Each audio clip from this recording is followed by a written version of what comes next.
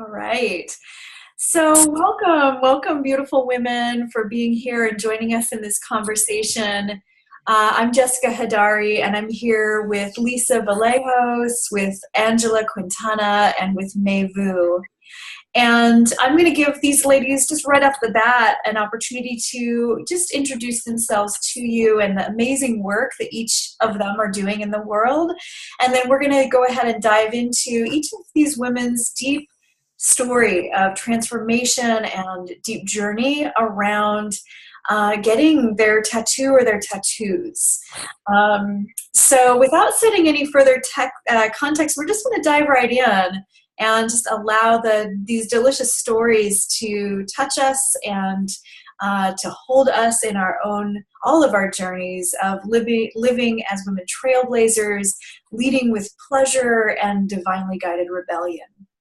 So, Mei Vu, I'm going to call on you first to introduce yourself and what you're doing in the world and what you're creating. Yay, thank you. I am the founder of the Bold Brave Woman movement, and I take a stand that every woman have the hottest life with hottest love possible.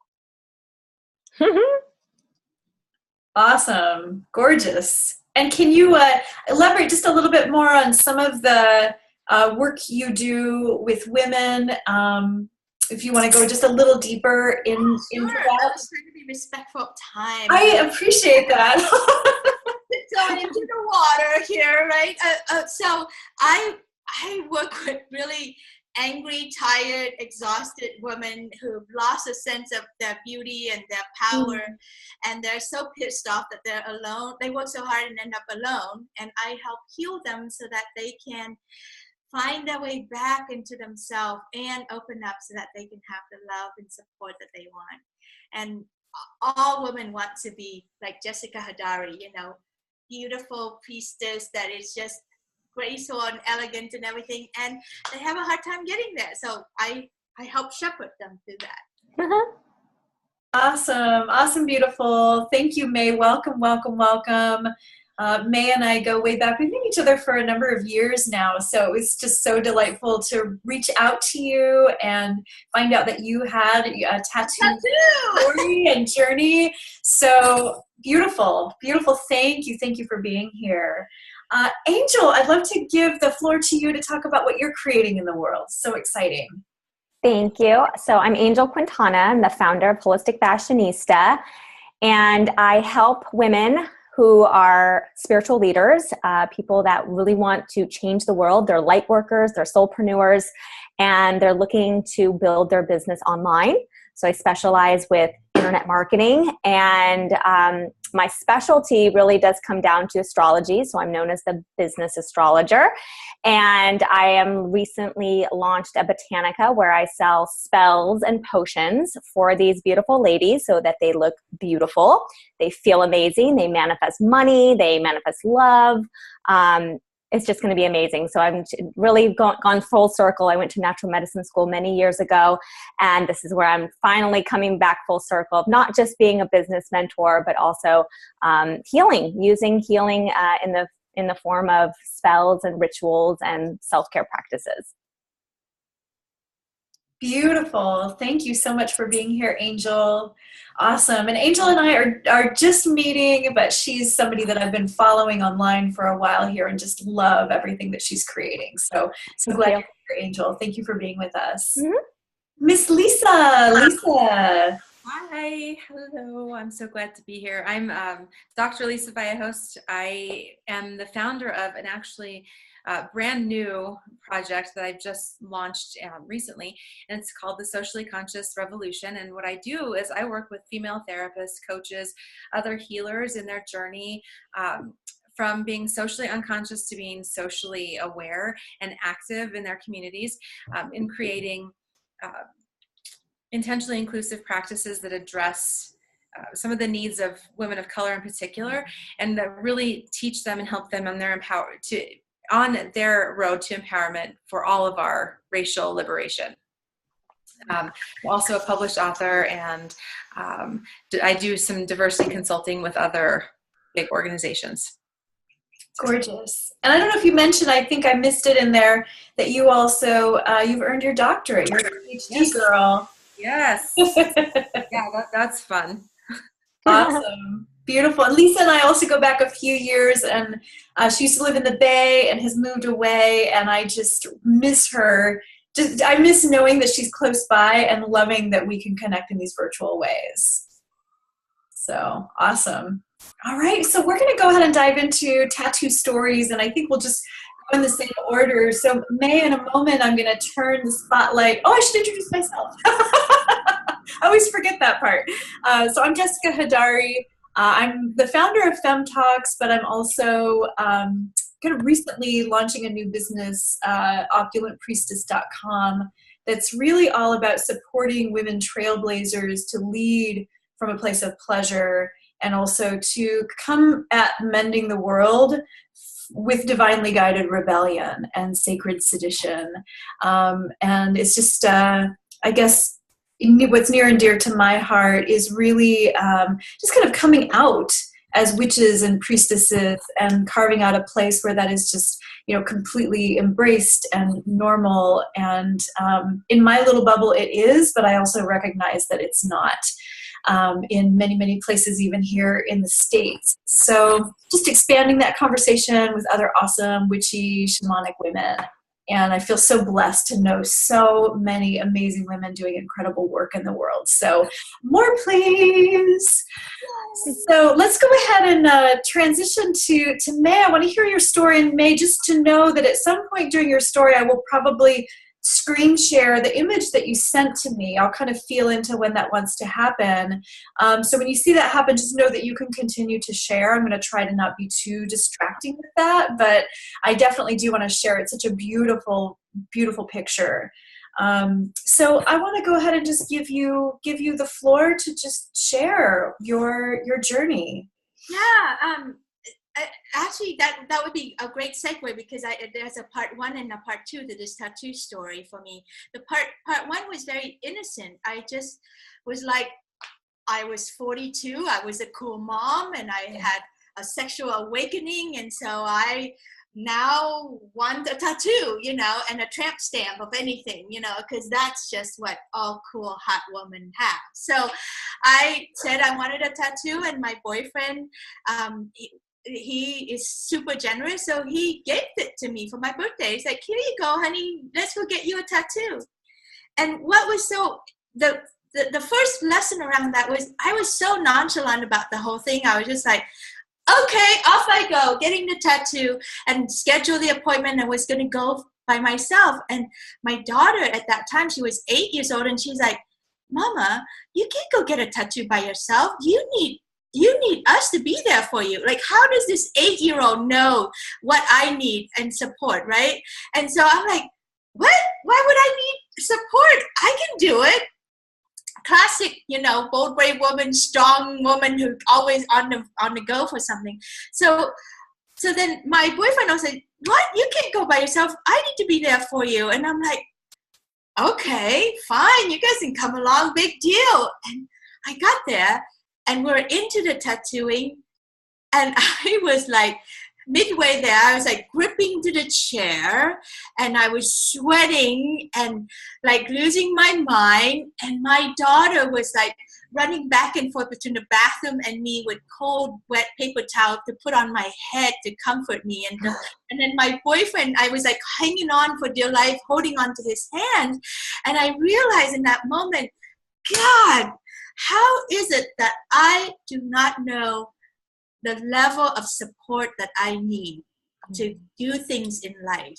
How blessed am I to have people in my life that know that before I do, and they were there for me, and thank God I didn't make it hard for them to love me. So it was just another profound lesson of letting myself be loved, and making it easy for people to love, and reminding myself that whatever I do, I need to be loved and supported. And it just kind of mirrors what I teach my women all the time. It's like the first place of healing is recognizing, and letting love in. And so that's the first part of this tattoo. The spiritual lesson for me right there.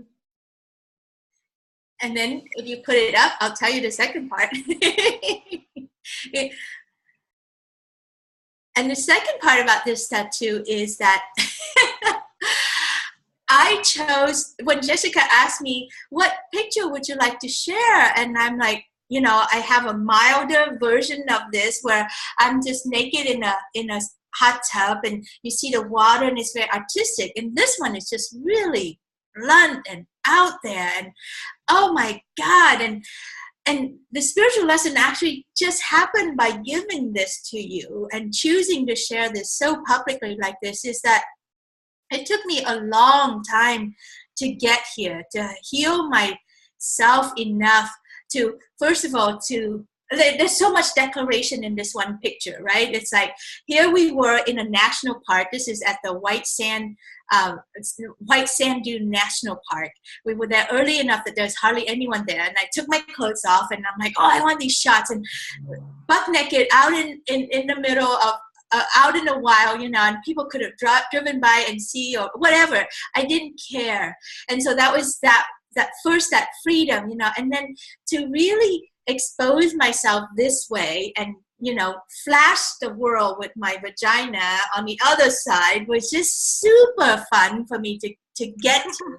And to have my boyfriend took this picture and not be ashamed of that, and like to be in this submissive position and really enjoying it and imagining being fucked from behind, and it just all of that, and then to capture that, and then to be here and to share it with you and just publicly say, yeah, this is one of my favorite position, and here's my tramp stamp. I got it on there. I never get to see it, and it's like a gift to whoever get to fuck me. It's like, here's my beauty, and here's, you get to enjoy me all the way, and so anyway, all of this is such a symbolic thing, and so I'm moved by my choice to take this picture, and I'm moved by my choice to share it with you. And who knows who's gonna see this, and people are gonna run into me in the Bay Area or across the country or the world, because now Jessica's online, and all they're gonna remember is, what? Oh, I don't recognize you, but I recognize your ass, And I'm totally okay with that, because it took a long time to reclaim this woman so that she can be here with you like this today. Gorgeous. That's awesome. Yeah. And Angel or Lisa, I just wanted to give a moment if either of you have either a question or an appreciation for May before we move into the next story. I just love your energy. Love it. Yes, it's beautiful. Thank you. Thank you so much. Yeah. Like, there's voices that hangs out right about here that said, shouldn't this be bad? Like, I could just see my mother, if she knows what I do with myself out in the world. Or even, I don't think my boyfriend would even approve of this, actually. He always said, if you keep sharing yourself, you're going to ruin the clients. They won't come and work with you because you'd be too much. And I'm like, you are so dead wrong about that. People want to be freed up, and they want to be able to do this and not have any shame and feel safe in the world. Like, I feel completely safe putting it here, and also in business wise that I do this on my free time. I really appreciate that. I also have the experience that the more myself I become and the more I allow myself to just be kind of out there, it's the more successful my business becomes, the clients that I attract I feel in more alignment with. So I appreciate you speaking to that piece, May. And I also appreciate your trust in the container that I hold, because it is a very sex positive container, very celebrating of women's bodies and sexuality and just our innate animal nature, which is to be and pleasure and enjoy and share. So thank you for embodying that for us today and sharing so beautifully. Thank you so much. Awesome. All right, so I'm going to go ahead and transition from the share. All right, awesome. All right, Angel. Okay, well, how am I going to top that? Okay, so I've been getting tattooed since I was 15 in high school, and I've always been getting tattooed, and it wasn't until like my late 20s where I made the decision I went on this journey to actually cover my whole body. And over maybe a 3-year period, I got pretty close, and I just couldn't take the pain anymore. And so, but I'm trying to go back to like, why did I want to cover my body? I mean, I have my whole back, I have my arms, my legs they're not sleeves, but there's pretty big pieces on there. Obviously in visible places. I've never had like a censoring, like feeling like, oh, I'm not going to be able to get a job, or I just never had that. And I know, I mean, my ex-husband was, he's got a sleeve, but you can't see it when he wears his clothes. And so he would never get it on his neck. I've always wanted to get my neck. Would probably be the next tattoo that I get would be on my neck.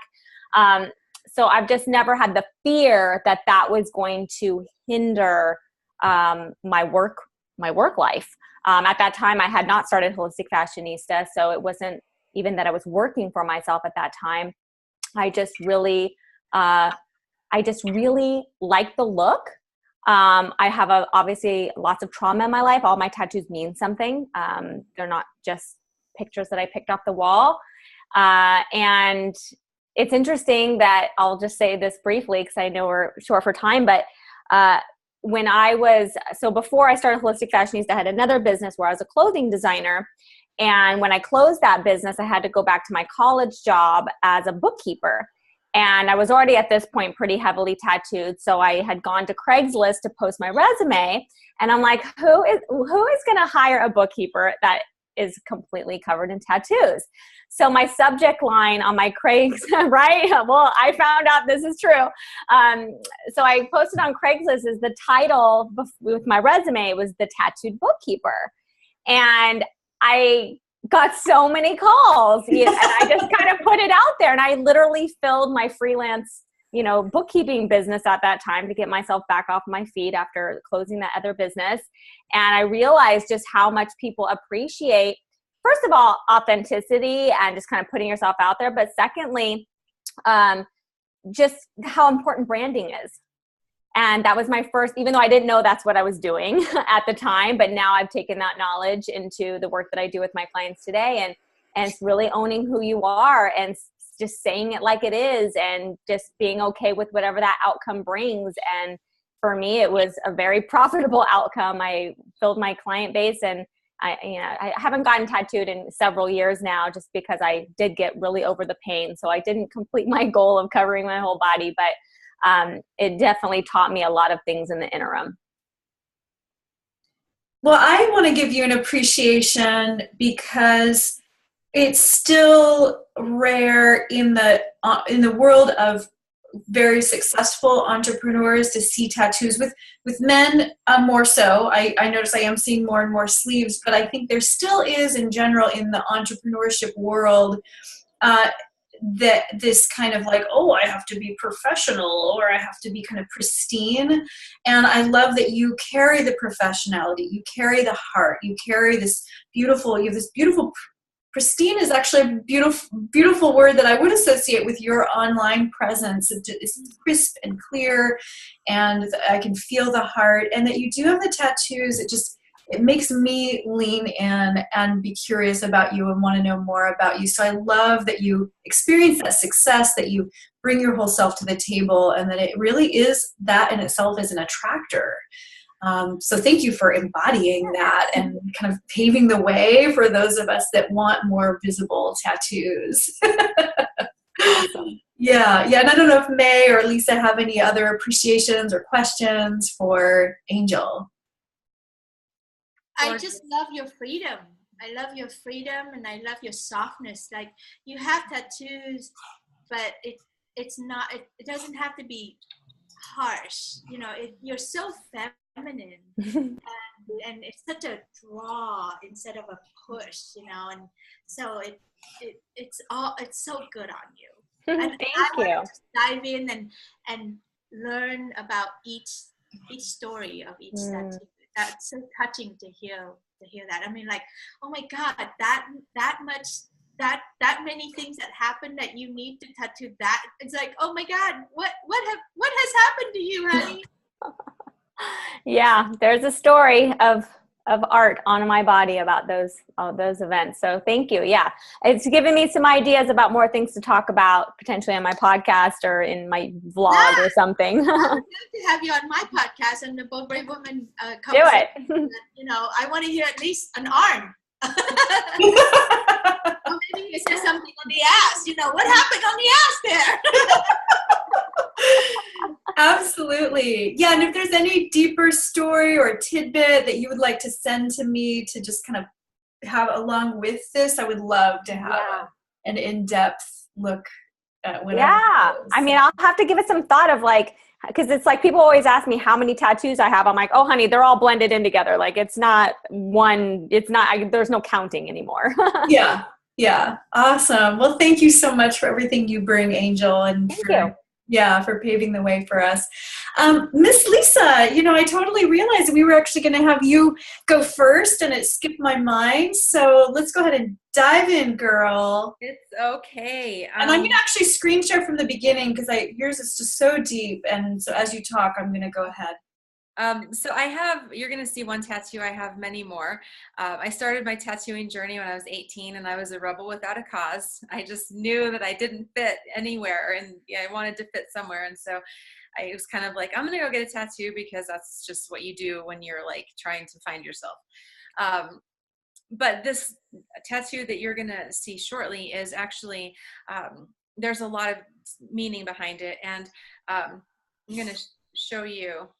You guys can see this, but I lit this candle specifically. It's my Dia de los Muertos candle because I wanted to have this presence of my ancestors as we had this conversation, because this tattoo here was birthed about 11 years ago, and that was when my son, who I was pregnant with at the time, was diagnosed with a complex congenital heart defect, and you know, was going to need to have some seriously invasive surgeries and face the possibility of death. And what that did was it really pushed me into this place of really tapping into my own ancestral wisdom, which I had been extremely disconnected from. I was not aware of my own power as a woman. I didn't know what I was capable of doing. I didn't know what I had, the reservoir of strength and power within me. I didn't know it until I had to know it, because I had to rise up and be something that I wasn't prepared to be until this diagnosis came. And so when I actually was preparing to give birth to my son, I was thinking about, you know, the strength and the wisdom. And I felt like if I can get through this experience of childbirth without any medication and just kind of do it on my own willpower, then somehow in that process, that strength is going to come through my body into his, and it's going to give him what he needs to get through his process. And it made sense to me. It totally didn't. I couldn't, I mean, it made sense to me. And I remember being in the delivery room and having my son, and this sense of like, I can't do this. He's giant baby. All of these things.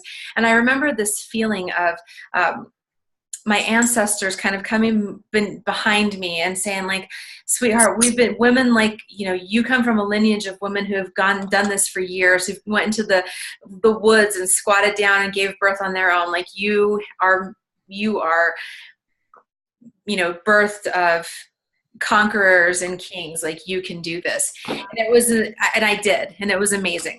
So that was really my, that whole process was my awakening as a woman, and as you know, tapping into my own shamanistic energies as a healer. So this, fast forward about 8 years, and when this happened, my son, who was about 8 at the time, started noticing that he had, you can see on his chest, he had this scar, and people would always look at him very, you know, at the swimming pool or wherever, people would notice it and they'd kind of look at him kind of weird. And he said, Mom, I really don't like being the only one without a scar, because people look at me kind of funny and it feels weird. And so that kind of just got things going in my head. And so I went to took a picture of his scar, made an appointment with my tattoo artist, and he actually drew an exact replica. He tattooed an exact replica on my sun scar on me. And so we now have matching zipper scar. His is a real scar, mine is a tattoo. And again, if you've never had your breastbone tattooed, it's very painful. It's extremely painful. I didn't realize it though when I was getting it done. It was afterwards. I mean, I knew it was painful, but afterwards, a man came over to me and he said, "You're like legitimately like a badass." He said, "I've seen men getting their breastbone done, and like crying in tears because it's so painful." He's like, "You barely even flinched." And it really helped me, again, stay connected to that power of that woman on a mission power that gives us so much access that I don't think many of us ever even, I think we tap into like the top of that power as women and don't realize just how much we have available to us when we get into those deep spaces. So I came home, I had kept the bandage on, came home, and I let my son remove the covering, and his eyes just lit up, and he's like, "Oh, Mom, we're twins." And so now he doesn't feel so alone in the world. When we go to water parks and whatnot, people look at us both weird. So it totally the focus off of him. My niece, who was 15 at the time, was with me when I got tattooed. So I think that was really a powerful experience for her as well, to be able to bear witness to this very meaningful, very healing process for all of it was for myself, for my son, and for us as women that have been through really tough stuff. So Gorgeous. Beautiful. Wow. I want to open it up also to Angel and May if there's any questions or appreciations you have for Lisa. I'm just glad everything happened with the labor. That was okay. I was getting worried that there was going to be something so sad at the end of this. So it was just such a beautiful story. Yeah, and for me, it reminded me of what people used to say before I got the tattoo. They said, "Oh, when you get tattooed on the fat, that hurts the most. Oh, no, on the bones it hurts the most. Oh, no, on the ankle." Well, honey, I think it just hurt everywhere. It's just super painful. And if they say that you were badass, then I bow to you, sister, because I was just super painful. So. It is. They are all painful, but I definitely can say like the one on my forearm, you probably can't see it, was way less painful than the one on my breastbone. Really? So, yeah. Wow. Yeah, I didn't even break a sweat on that one. Well, Lisa, I just appreciate your brand of motherhood. It's like it reminds me of women who run with the wolves, like you. The way that you mother, that I've witnessed you mother over the years and care for your children and are so there and so have their backs and so on top of it in the midst of like earning your PhD and running a successful business and growing another business. And I'm just always really inspired by you and your bravery and your inner warrior woman. Thank you. Yeah. And with your work now too that you're stepping into, raising this social consciousness for all of us, it's just like, oh my God, honey, that's bold and brave and that's badass, and so thank you. And Lisa, I know that you need to go pick up your kiddos, so we bid you much love as we wrap up here. We'll go ahead and just send you off with kisses and bows of appreciation. Thank you so much. You're beautiful, wonderful. I love you all. Nice to meet you. Nice to meet you.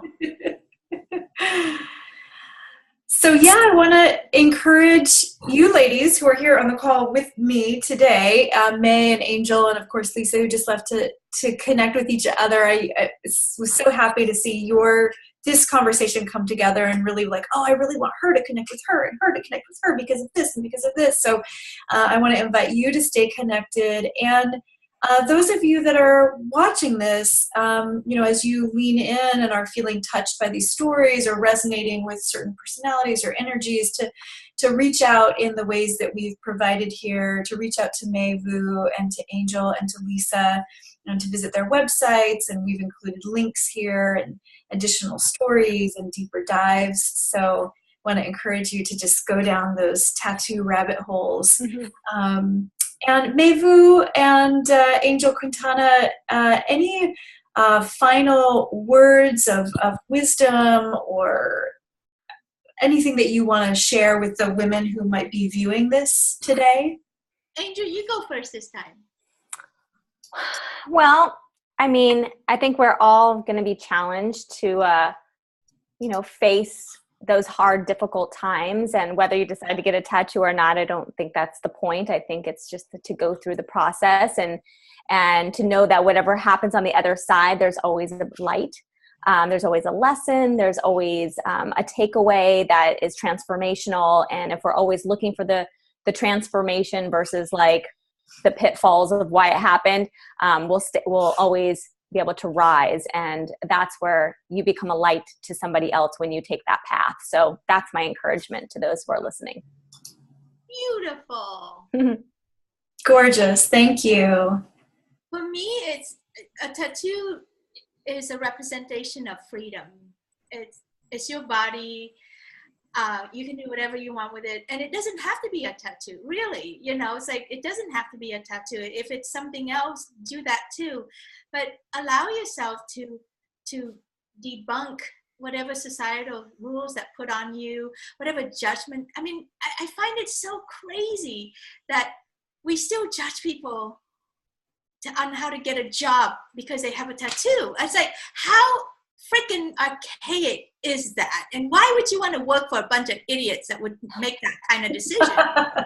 So it's like, I try so hard to do everything I can so that I can block all the potential lousy job that I would get into. I'm pretty much sure that I can never be hired into a corporation again. Good, thank God. That's not going to ever happen. I'm pretty sure I don't fit in politics either. Great, I'll never have to sacrifice my soul for things like that. Never just freaking sacrifice your soul and just allow yourself to be who you are. And if you have to slap a tattoo on so that you can cross that path, then by all means do it. I love it. That's awesome. Gorgeous. I'm sure on some subconscious level that is exactly why I did what I did. Right? I don't care. Taking the leap, never going back to the 9 to 5. Well, and what I got from your picture was like, the message was, I am way too precious to suppress myself to fit into some box. And this is me. That's what. Yep. Amen. Sister. Gorgeous. Yeah, we'll leave it at that. That was beautiful. I want to quote that. Beautiful. Thank you. Well, thank you so much. I wanted to do one last screen share, although I'm not going to get into my story today. In the next video, I would like to share my own story of my cranial tattoo. So stay tuned. But I'm looking forward to sharing that with you. And I, just with all my heart, so happy that you're here taking the time to watch this. And May and Angel, and of course Lisa had to take off, that you took the time to be in this conversation with me. So thank you, thank you, thank you. All my love to you. And mwah, mwah, mwah.